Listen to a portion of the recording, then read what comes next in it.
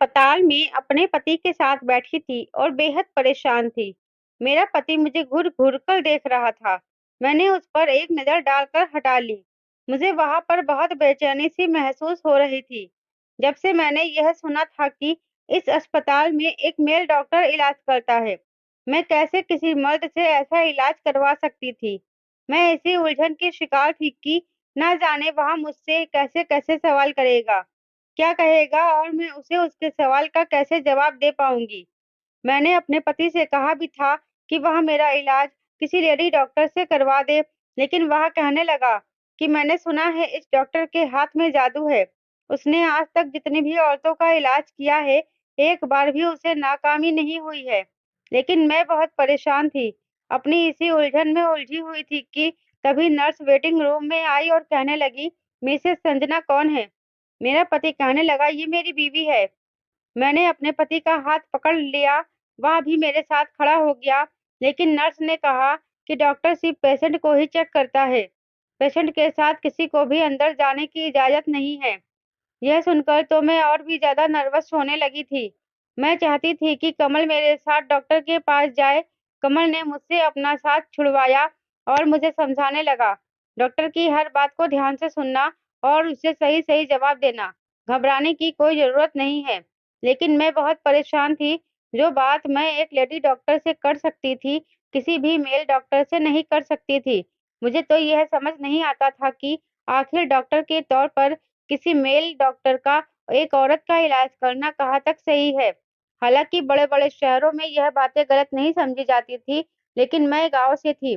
अब शादी के बाद कमल के साथ शहर में रहने लगी थी, लेकिन मेरा ताल्लुक गाँव से ही था, इसलिए बेहद झिझक रही थी।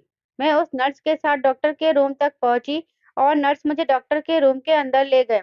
सामने डॉक्टर को देखकर मैं कुछ घबराई हुई थी, क्योंकि उसके बारे में मेरे पति ने कहा था कि वह एक बहुत ही बुजुर्ग डॉक्टर है, आज तक उसके हाथ से कोई भी केस खराब नहीं हुआ है। मेरे ख्याल से तो डॉक्टर को काफ़ी उम्र-दराज़ होना चाहिए था, लेकिन वह तो नौजवान डॉक्टर था। यही कोई कमल की उम्र का ही था।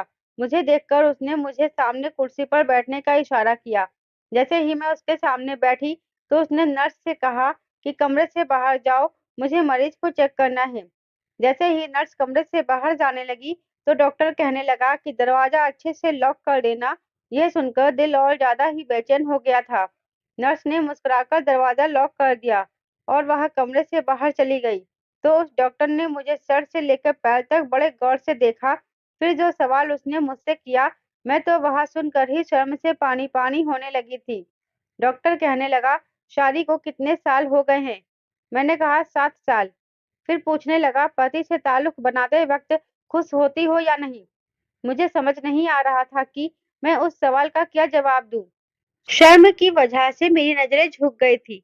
डॉक्टर ने अगला सवाल किया, प्रेग्नेंट होने के लिए कब से दवाइयों का इस्तेमाल कर रही हो? मैंने कहा पिछले 3 साल से। तो डॉक्टर ने कहा, इससे पहले तुम कभी पेट से हुई हो?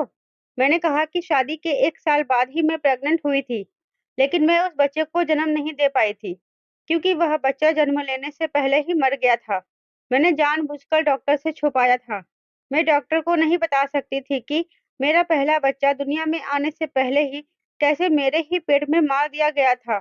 मेरी बात सुनकर वह कहने लगा, अच्छा ठीक है, फिर थोड़ी देर बाद बोला कि सामने बेड पर लेट जाइए, मैं आपका चेकअप करना चाहता हूँ। यह सुनकर तो मेरे होश उड़ गए थे। मैंने कहा कि मैं यूँ आपसे चेकअप नहीं करवा सकती।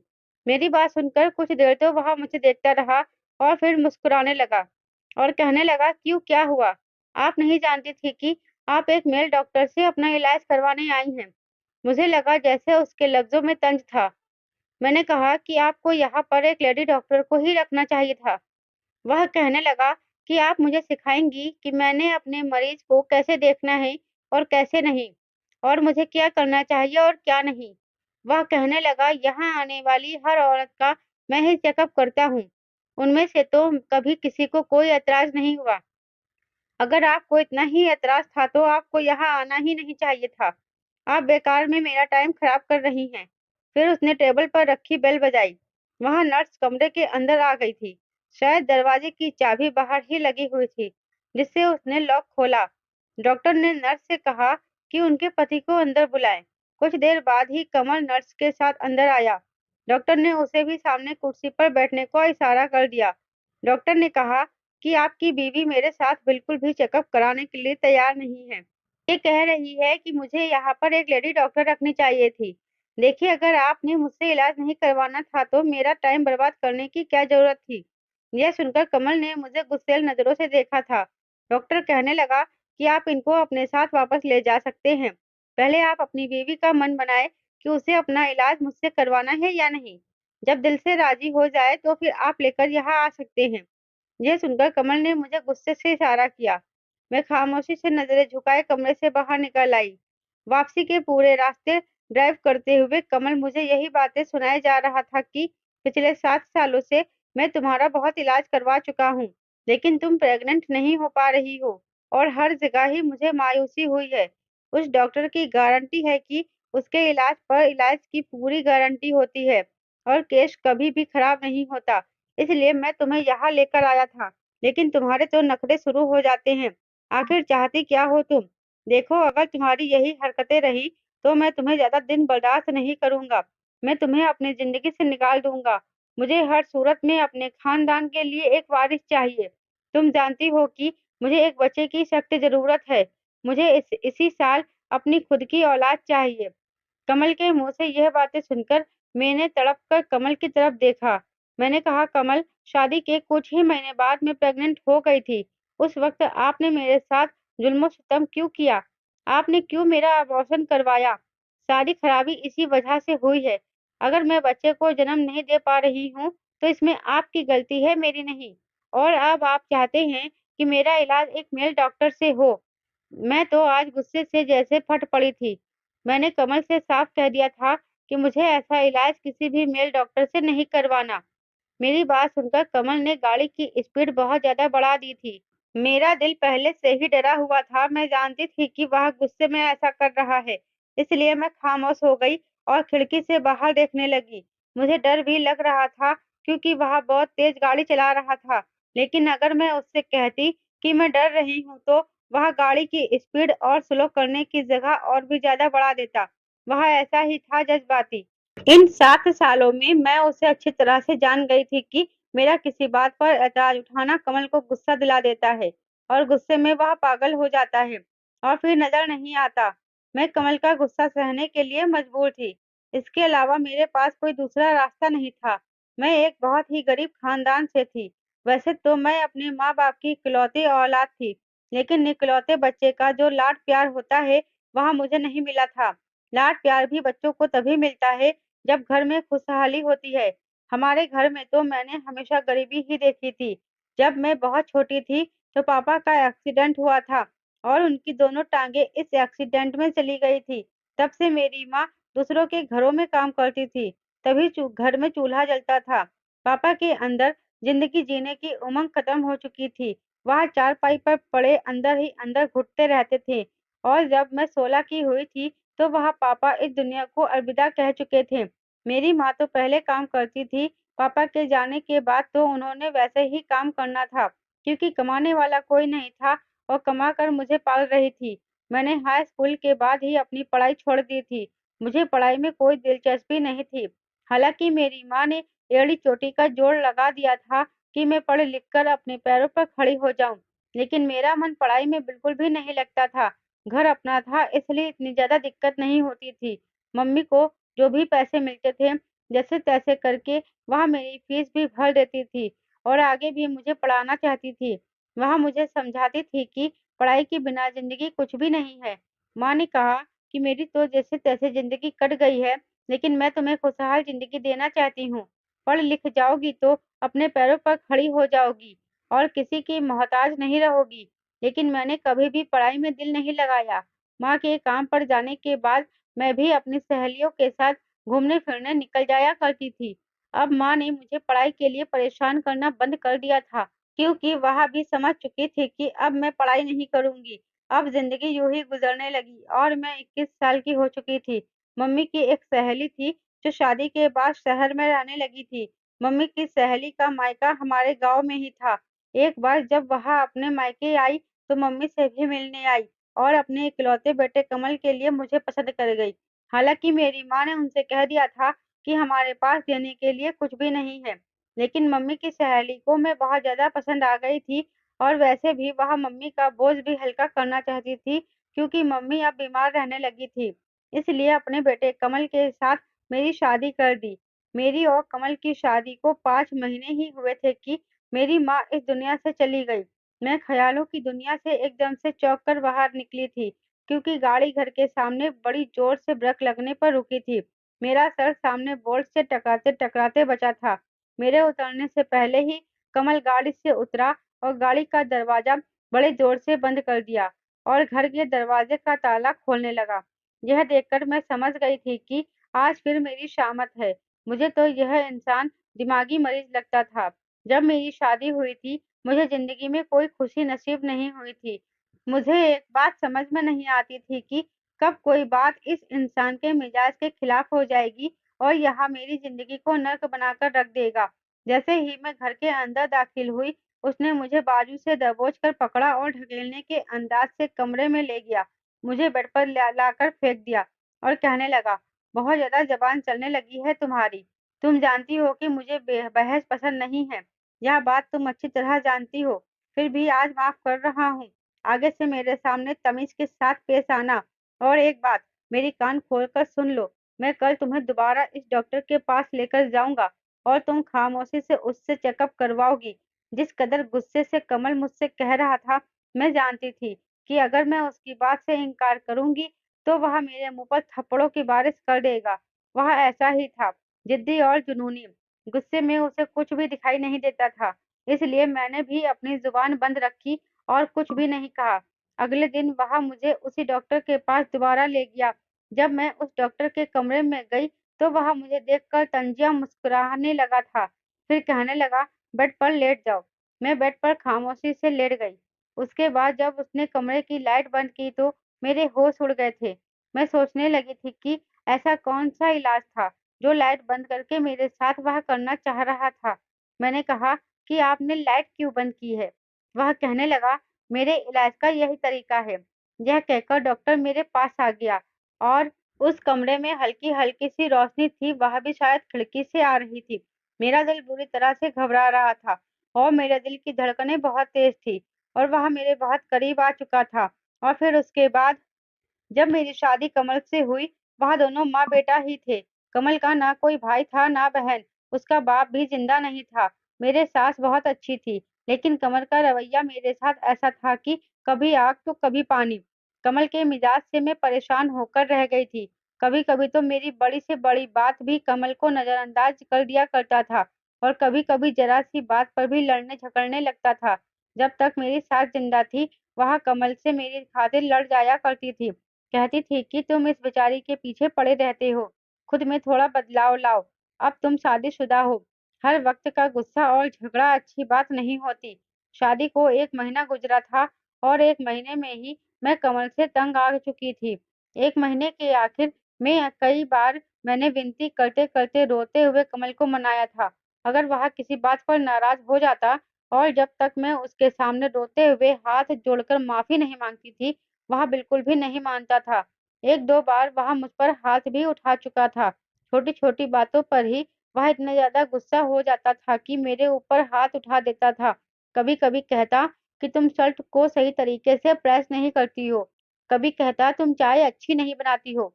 तो कभी कहता कि तुम्हारे खाने में कोई स्वाद ही नहीं है। हालाँकि मैं अपनी तरफ से पूरी कोशिश करती थी कि जैसा उसे पसंद है, मैं वैसा ही काम करूँ। लेकिन वह किसी तरह से भी राज़ी नहीं होता था।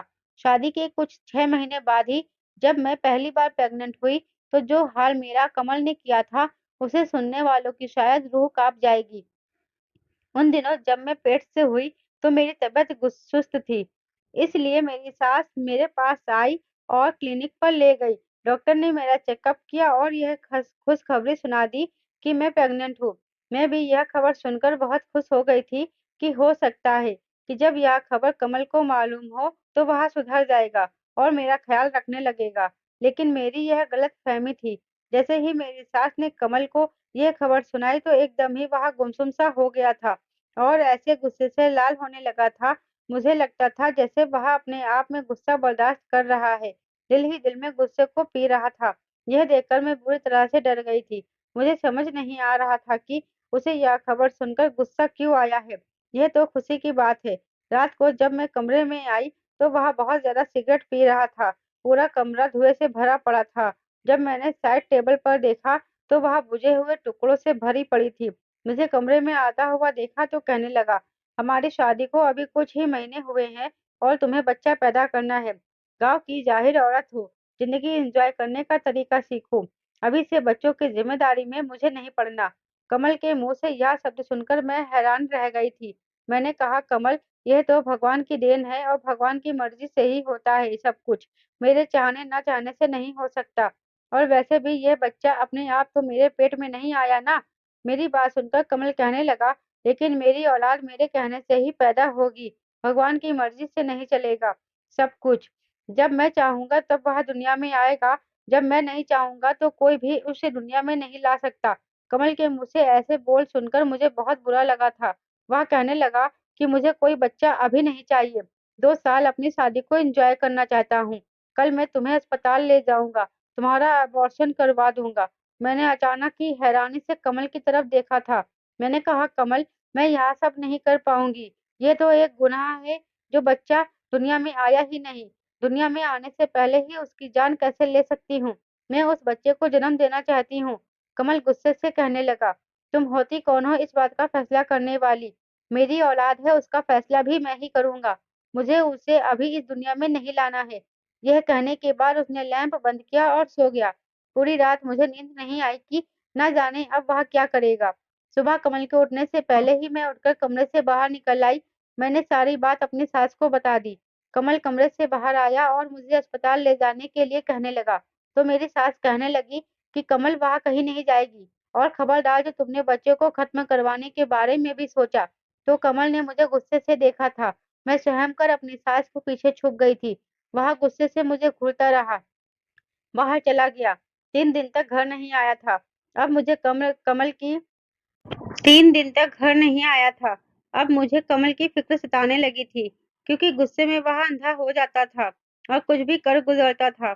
मेरी सास मुझे तो कुछ भी नहीं कह रही थी, लेकिन वह भी परेशान लग रही थी। 3 दिन बाद जब कमल घर आया तो उसकी आंखें गुस्से से लाल हो रही थी। मैंने खाना रखा तो उसने प्लेट उठाकर जमीन पर फेंक दी। कहने लगा, मेरी नजरों से दूर हो जाओ। मुझे अपनी शक्लें भी मत दिखाओ। मेरी सास भी यह सब तमाशा देख रही थी और मुझसे कहने लगी कि जाओ अपने कमरे में चली जाओ। मैं अपने कमरे में चली गई और फूट फूट कर रोने लगी। मेरी सास कमल को बड़े प्यार से समझा रही थी, लेकिन वह बिल्कुल खामोश था। मैं जानती थी कि उसकी खामोशी का मतलब क्या है। मैं सोच चुकी थी कि मैं अब उसकी बात पर कोई ऐतराज नहीं करूंगी। उसकी औलाद है, चाहे जिंदा रखे या मार डाले। जब मुझे जिंदगी यही कमल के साथ गुजारनी है तो फिर मैं कमल के साथ लड़ झगड़ कर जिंदगी नहीं गुजार सकती। जैसे ही कमल कमरे में आया, इससे पहले कि मैं उससे यह सब कहती कि वह जो चाहता है कर ले, लेकिन उसने तो मेरी बात ही नहीं सुनी। उसने मुझे जमीन पर धक्का दे दिया और मेरे पेट पर जोर जोर से लाते मारने लगा। मैं चीखती चिल्लाती रही। कहने लगा, मैंने बहुत आसानी से इस झंझट को खत्म करना चाहा था, लेकिन तुम भूल गए कि तुम मुझसे जिद करोगी तो तुम्हारा यही इल्जाम होगा। अब मैं ऐसे ही इस झंझट को खत्म कर दूंगा। मेरी सास मेरी चीख सुनकर दरवाजा बजाने लगी।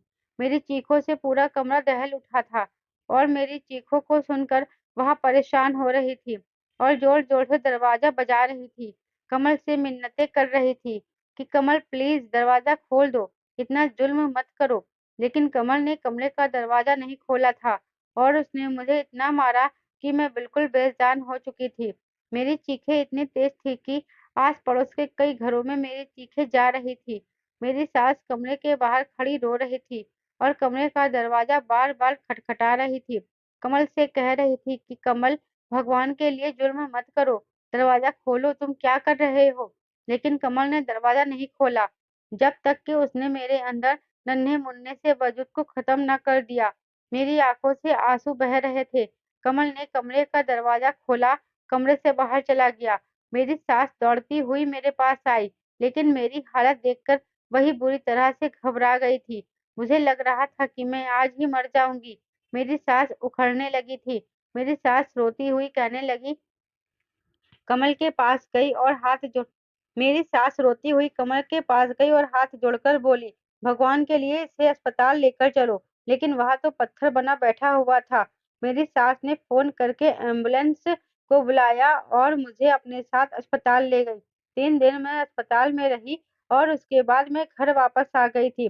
कमल ने मुझसे बिल्कुल भी बातचीत बंद कर रखी थी। मैंने भी कमल से कोई बातचीत नहीं की थी।